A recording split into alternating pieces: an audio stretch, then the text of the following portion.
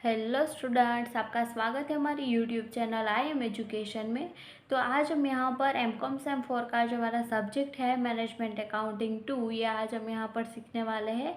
And ये जो subject है इसमें आज हम यहाँ पर हमारा जो तीसरा नंबर का यूनिट है वो हम सीखेंगे, जो है responsibility accounting and divisional performance management.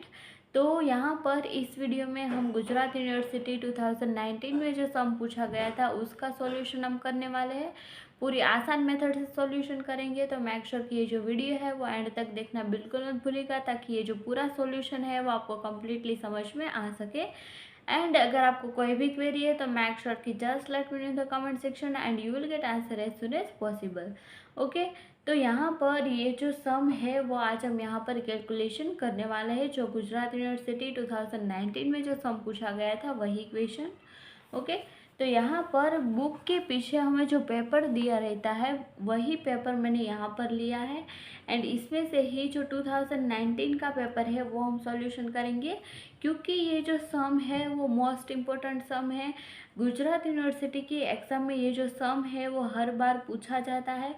Same सम हमें 2023 में भी देखने को मिला है। ओके, तो ये जो क्वेश्चन है वो तो आपको रेडी करके ही एग्ज़ाम में जाना है। ओके, तो आइए देख लेते हैं कि इसमें हमें क्या बताया है। तो यहाँ पर इसका जो बॉक्स है वही हमें दिया गया है।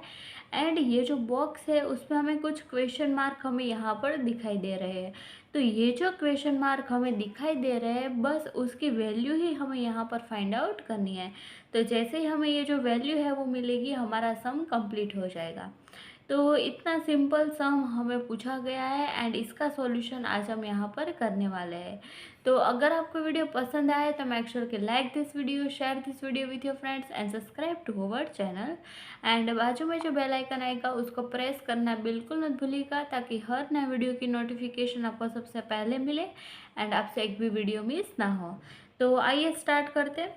तो फर्स्ट ऑफ ऑल यहाँ पर हमें पर्टिकुलर्स जो है वो दी गई है, पर्टिकुलर्स एंड यहाँ पर 3 डिवीजन सब यहाँ पर दिए हुए ए, बी एंड सी। अब यहाँ पर पर्टिकुलर्स में क्या दिया है, तो सेल्स दिया गया है, ऑपरेटिंग एसेट्स दिया है, ऑपरेटिंग इनकम दिया हुआ है, आरओआई यानी कि रिटर्न ऑन इन्वेस्टमेंट दिया हुआ है, ये परसेंटेज में अमाउंट जो है वो हमें यहाँ पर दिया गया है। ओके, देन नेक्स्ट जो है वो है minimum required rate of return, जो तीनों में ही क्वेश्चन मार्क है, यानी कि तीनों में ही हमें इसको फाइंड आउट करना है। एंड लास्ट है residual income in rupees. Okay, तो ये हमारी इंफॉर्मेशन है। तो आइए स्टार्ट करते हैं इसका सॉल्यूशन। तो यहाँ पर हमने 3 डिवीज़न जो है वो दिया गया है। तो फर्स्ट ऑफ ऑल डिवीज़न ए के लिए हम फाइंड आउट करेंगे।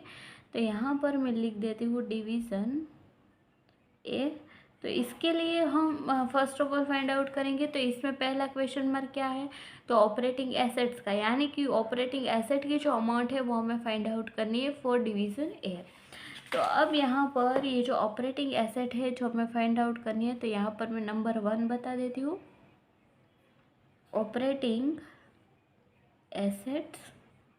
ओके, तो यहाँ पर मैंने लिख दिया है। अब इसका जो फॉर्मूला है वो हम यहाँ पर राइट डाउन करेंगे। तो इसका फॉर्मूला क्या रहेगा, तो इसका फॉर्मूला यहाँ पर रहेगा ऑपरेटिंग प्रॉफिट, एंड इसको हम यहाँ पर डिवाइड करेंगे आरओआई यानी कि रिटर्न ऑन इन्वेस्टमेंट के साथ।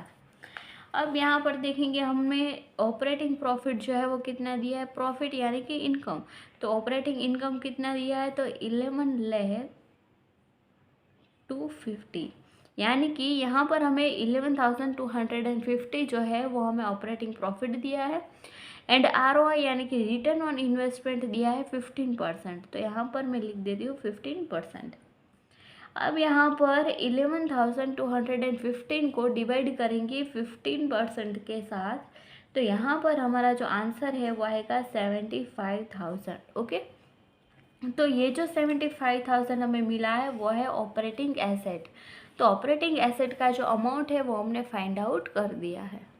देन यहाँ पर हमारी जो सेकंड नंबर की जो हमें फाइंड आउट करनी है अमाउंट, वो है minimum required rate of return. तो वो हम यहाँ पर फाइंड आउट करेंगे। तो यहाँ पर मैं हम 2 नंबर यहाँ पर लगा देती हूँ एंड यहाँ पर हम लिखेंगे रिक्वायर्ड रेट ऑफ रिटर्न, जो हमें यहाँ पर फाइंड आउट करना है। ओके, तो रिक्वायर्ड रेट ऑफ रिटर्न है, उसके लिए ये फाइंड आउट करने के लिए पहले हमें जो इसका रिक्वायर्ड रिटर्न है वो फाइंड आउट करना होगा, एंड देन आफ्टर इसका जो रेट है वो हम फाइंड आउट कर सकेंगे। तो फर्स्ट ऑफ ऑल इसका जो रिटर्न है वो हम फाइंड आउट कर लेते हैं। तो रिटर्न फाइंड आउट करने के लिए हम क्या करेंगे, तो फर्स्ट ऑफ ऑल जो ऑपरेटिंग प्रॉफिट है वो हमें यहाँ पर राइट डाउन करना रहेगा, ऑपरेटिंग प्रॉफिट।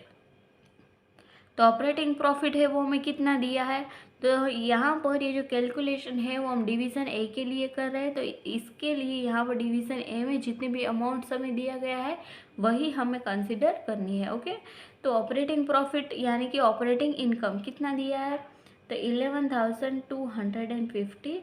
इसमें से हम माइनस करेंगे रेसिड्यूअल इनकम, रेसिड्यूअल इनकम। तो रेसिड्यूअल इनकम जो है वो कितनी है, तो 3,750। ओके, तो अब इन दोनों अमाउंट जो है उसका माइनस करेंगे तो यहाँ पर हमें आंसर मिलेगा 7,500। एंड ये जो आंसर हमें मिला है वो है रिक्वायर्ड रिटर्न। तो यहाँ पर ये जो रिटर्न के अमाउंट है वो हमने फाइंड आउट कर दी है। अब इसका जो रेट है वो हम फाइंड आउट कर सकेंगे। तो यहाँ पर हम लिखेंगे रिक्वायर्ड रेट। ओके, तो रिक्वायर्ड रेट जो है वो फाइंड आउट करने के लिए इसका फॉर्मूला है वो क्या रहेगा, तो इसका फॉर्मूला हम यहाँ पर राइट डाउन करेंगे जो है रिक्वायर्ड रिटर्न। रिक्वायर्ड रिटर्न उसको हम यहाँ पर डिवाइड करेंगे इन्वेस्टमेंट के साथ, किसके साथ, तो इन्वेस्टमेंट के साथ, एंड मल्टीप्लाई करेंगे 100 के साथ। तो अब यहाँ पर ये जो रिक्वायर्ड रिटर्न है वो कितना है, तो 7,500 है। अब डिवाइड में है इन्वेस्टमेंट, बट यहाँ पर हम क्वेश्चन में देख सकते हैं कि हमें इन्वेस्टमेंट के रिलेटेड कोई भी इंफॉर्मेशन हमें यहाँ पर नहीं दी गई है। ओके, तो अब हम कौन सी अमाउंट को कंसीडर करेंगे, तो यहाँ पर ये जो ऑपरेटिंग एसेट है, ऑपरेटिंग एसेट वही हमारी इन्वेस्टमेंट हुई। तो ऑपरेटिंग एसेट हमें डिवीज़न ए के लिए हमने यहाँ पर फाइंड आउट किया कितना, 75,000। तो इसको हम यहाँ पर डिवाइड करेंगे 75,000 के साथ एंड मल्टीप्लाई होगा 100। ओके, तो यहाँ पर इन्वेस्टमेंट हमें नहीं दिया है, इसीलिए ये जो ऑपरेटिंग एसेट है वो हमारी इन्वेस्टमेंट ही होती है, इसीलिए हमने यहाँ पर 75,000 को कंसिडर किया है। अब इसका सॉल्यूशन हम करेंगे तो यहाँ पर हमारा आंसर आएगा 10%। ओके, तो यहाँ पर ये जो रिक्वायर्ड रेट ऑफ रिटर्न है उसका आंसर हमें यहाँ पर मिल गया है जो है 10%। अब यहाँ पर इसी तरह से हम डिवीज़न बी जो है उसकी कैलकुलेशन कर लेते हैं। अब यहाँ पर हमारा जो डिवीज़न बी है वो हम यहाँ पर राइट डाउन कर लेते हैं, डिवीज़न बी। ओके, तो इसमें हमें क्या फाइंड आउट करना है, तो डिवीज़न बी में हमें ऑपरेटिंग इनकम फाइंड आउट करना है, एंड यहाँ पर है minimum required rate of return find out करना है। यहाँ पर भी दो जो अमाउंट है वही हमें फाइंड आउट करना है। तो फर्स्ट ऑफ ऑल हम यहाँ पर फाइंड आउट करेंगे ऑपरेटिंग इनकम, ऑपरेटिंग इनकम। तो इसका फॉर्मूला क्या रहेगा, तो इसका फॉर्मूला रहेगा ऑपरेटिंग एसेट इनटू ROI यानी कि रिटर्न ऑन इन्वेस्टमेंट। ओके, अब यहाँ पर ऑपरेटिंग एसेट कितनी है, तो ऑपरेटिंग एसेट्स की अमाउंट हमें यहाँ पर दी गई है वो है 6,25,000 इनटू करेंगे ROI के साथ। तो यहाँ पर ROI कितना है, तो 15 है, तो यहाँ पर 15% हमें दिया गया है। अब इन दोनों का मल्टीप्लाई करेंगे तो यहाँ पर हमारा आंसर आएगा 93,750। ओके, तो ये जो ऑपरेटिंग प्रॉफिट है यानी कि ऑपरेटिंग इनकम है वो हमने फाइंड आउट कर दिया है। अब जो सेकंड हमें फाइंड आउट करना है वो है रिक्वायर्ड रेट ऑफ रिटर्न, जो हमने पहले भी फाइंड आउट किया है, required rate of return. Same तरीके से हमें यहाँ पर भी फाइंड आउट करना है रिक्वायर्ड रेट ऑफ रिटर्न। तो इसके लिए पहले हम यहाँ पर राइट डाउन करेंगे ऑपरेटिंग प्रॉफिट। कितना है ऑपरेटिंग प्रॉफिट यहाँ पर, तो ऑपरेटिंग प्रॉफिट की अमाउंट जो है वो हमने फाइंड आउट कर दी है। सेम अमाउंट हम यहाँ पर भी राइट डाउन करेंगे, उसमें से माइनस करेंगे रेसिड्यूअल इनकम, रेसिड्यूअल इनकम। तो ये वो कितने हैं यहाँ पर, तो 12,500 है। तो ये अमाउंट इसमें से माइनस करेंगे तो यहाँ पर हमारा आंसर आएगा 81,250 जो है हमारी रिक्वायर्ड रिटर्न। ओके, ये हो गया रिक्वायर्ड रिटर्न। अब यहाँ पर रिक्वायर्ड रेट जो है वो फाइंड आउट करेंगे, रिक्वायर्ड रेट। तो उसके लिए इसका फॉर्मूला क्या रहेगा, तो इसके लिए फॉर्मूला रहेगा रिक्वायर्ड रिटर्न, डिवाइड करेंगे इसको इन्वेस्टमेंट के साथ एंड मल्टीप्लाई करेंगे 100। ओके, अब यहाँ पर ये जो रिक्वायर्ड रिटर्न है वो कितना है, तो 81,250। इन्वेस्टमेंट, तो इन्वेस्टमेंट हमें कौन सा लेना है अब आपको पता चल ही गया होगा। तो इन्वेस्टमेंट यानी कि हमारे ऑपरेटिंग एसेट जो कितना दिया हमें यहाँ पर, तो 6,25,000 दिया है। ओके, एंड मल्टीप्लाई करेंगे 100 के साथ। अब इनका सॉल्यूशन करेंगे तो यहाँ पर हमारा आंसर आएगा 13%। ओके, तो डिवीज़न बी के लिए हमने भी यहाँ पर फाइंड आउट कर दिया। अब जो है लास्ट हमारा डिवीज़न सी, उसके लिए फाइंड आउट करेंगे।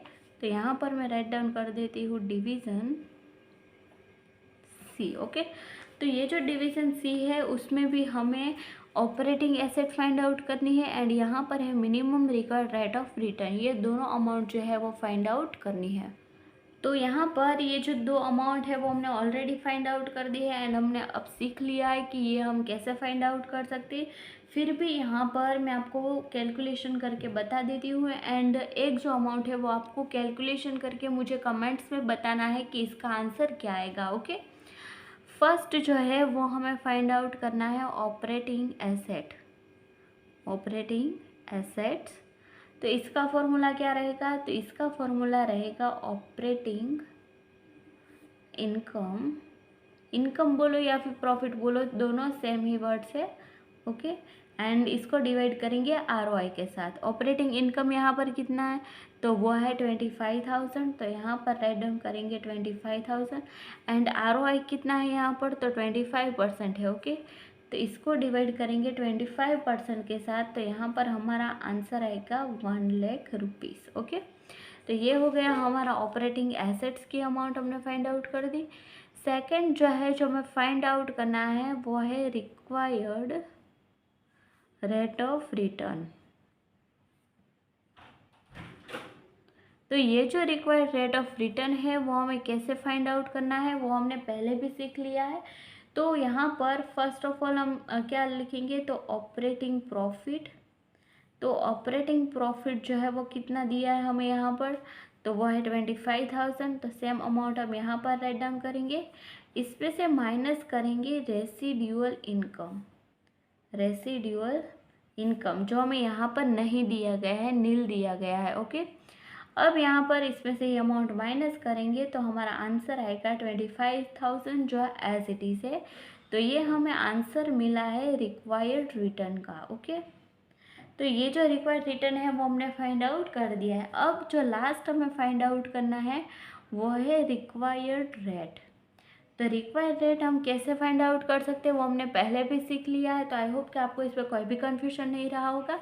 तो ये जो रिक्वायर्ड रेट है फॉर डिवीज़न सी, उसका आंसर आपको मुझे कैलकुलेशन करके मुझे कमेंट्स में बताना है कि इसका आंसर क्या आ रहा है। ओके, तो ये है आपका होमवर्क। तो आपकी रिस्पॉन्सिबिलिटी इतनी रहेगी कि इसका जो आंसर है वो मुझे आपको कैलकुलेशन करके कमेंट में बताना रहेगा। ओके, तो हर एक स्टूडेंट्स जो ये वीडियो देख रहे हैं उन सब के लिए ये कंपलसरी है, उन सबको कमेंट्स में मुझे बताना है इसका आंसर। ओके, तो यहाँ पर आपको मुझे कमेंट करना है। एंड ये जो वीडियो है वो हमने 2019 गुजरात यूनिवर्सिटी का जो पेपर है उसका सॉल्यूशन करने के लिए बनाया है। एंड ये जो सॉल्यूशन है वो हमने पूरी आसान मेथड से कंप्लीट किया है। तो आपको अगर ये वीडियो पसंद आया है तो मेक श्योर कि like this video, share this video with your friends and subscribe to our channel. तो मिलते हैं नेक्स्ट वीडियो में, टिल देन थैंक यू।